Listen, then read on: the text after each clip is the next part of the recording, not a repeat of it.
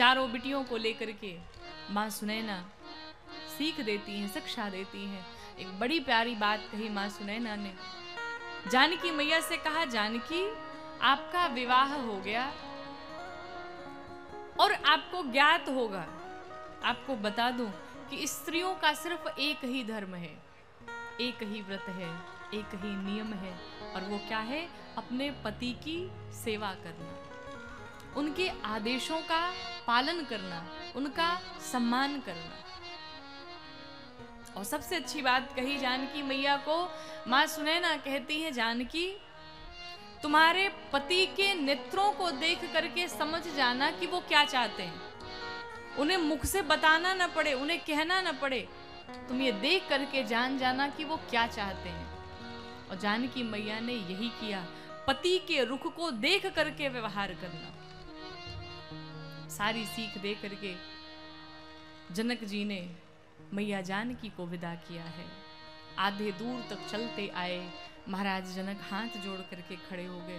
कहा, महाराज हम बेटी वाले हैं और आपसे छोटे हैं, जाने अनजाने में अगर कोई भूल हो गई हो तो क्षमा कर दीजिएगा। जनक जी कह रहे मैं छोटा हूं। महाराज दशरथ ने क्या कहा? कहा, महाराज आप छोटे नहीं हैं, मैं छोटा हूं। क्यों? हमारे समाज में तो ऐसा भ्रम फैला है, ऐसा ये विष फैला है, इस जहर को पी करके न जाने कितनी बेटियां चली गई। हमारे समाज में कहा जाता है बेटे वाले बड़े और बेटी वाले छोटे। लेकिन एक बात का उत्तर हम आपसे चाहेंगे, आप एक बात का उत्तर दें कि देने वाला बड़ा होता है कि लेने वाला है? देने वाला। कहीं से आवाज आई लेने वाला। हमने कहा हो सकता है यहां कुछ अलग ही नियम हो।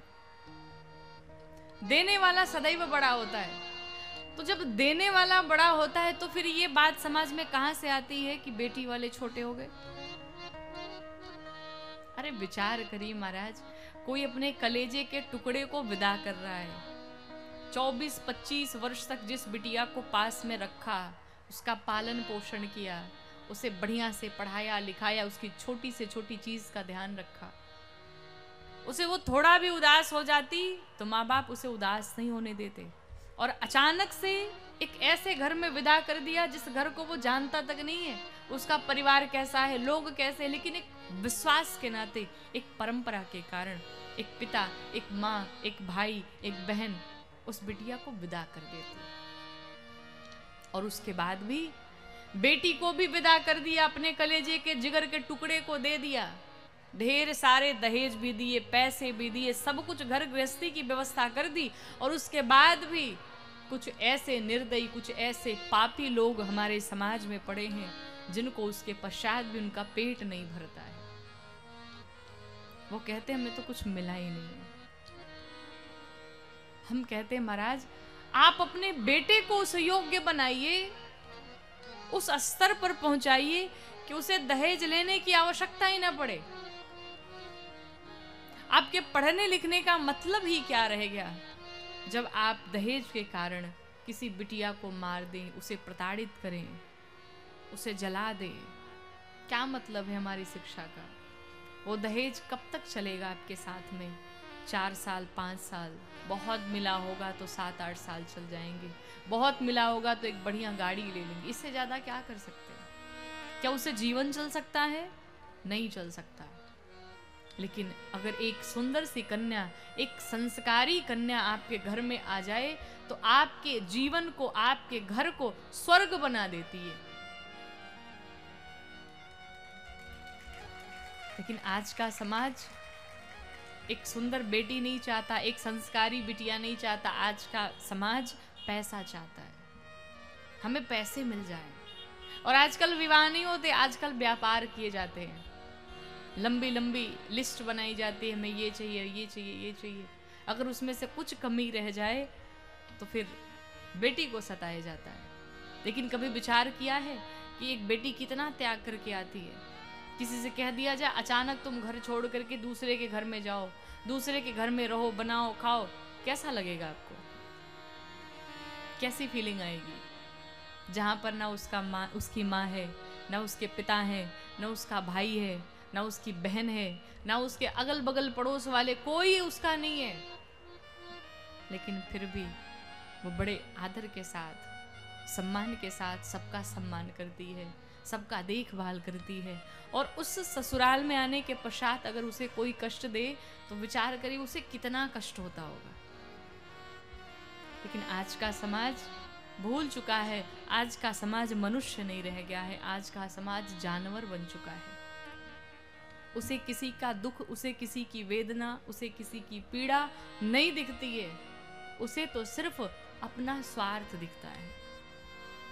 हमारी इच्छा पूरी होनी चाहिए, नहीं पूरी होगी तो तुम अपने घर जाओ। कैसी विडंबना है ये, कैसा ये संसार होता जा रहा है। एक बार विचार करिए हम कहां से कहां तक पहुंच रहे हैं। दहेज लेना कोई बुरी बात नहीं है, दहेज महाराज राजा जनक जी ने भी दिया, राजा हिमांचल जी ने भी मां भवानी को दिया। लेकिन दहेज का अर्थ ये होता है कि पिता अपने सामर्थ्य अनुसार जितना अपनी बेटी को दे दे। और हर एक पिता, हर एक माँ यही चाहते हैं कि हमारी बिटिया का घर गृहस्थी खूब अच्छे से बस जाए, खूब आनंद से वो रहे, किसी चीज की उसे कमी ना हो। वो अपने पास से सब कुछ करता है। तो दहेज का मतलब है कि पिता अपने खुशी से, अपने सामर्थ्य के अनुसार बिटिया को दहेज दे। लेकिन दहेज का अर्थ कदापि ये नहीं होता है कि आप किसी बिटिया के बाप का घर बिचवा दें, किसी की जमीन बिचवा दें, किसी को कर्जे में कर दें। ये कदापि इसका अर्थ नहीं होता है। और अगर आप राम कथा सुनने के लिए बैठे हैं, आपने कथा श्रवण की है, अगर भूल से भी आज तक जिसने ये किया होगा, ये कृत्य किया होगा, तो आज यहीं इस कथा में छोड़ करके जाएं और आज से एक संकल्प ले कि आज के बाद हम ऐसा कभी नहीं करेंगे, कभी किसी को कष्ट नहीं देंगे। और घर में जब बहू आती है और वो जब देखती है कि हमारे पिता के साथ ऐसा व्यवहार हुआ, तो घर में वो काम क्यों करने जाएगी? उसके पिता ने तो भाई लड़का खरीदा है, नौकर खरीदा है, तो फिर लड़की काम क्यों करे? फिर तो दुल्हा महाराज करें, घर में चाय बनाए, बढ़िया भोजन बनाए और बिटिया बैठ करके खाए बेड पे। ताली बजा लो अपने लिए।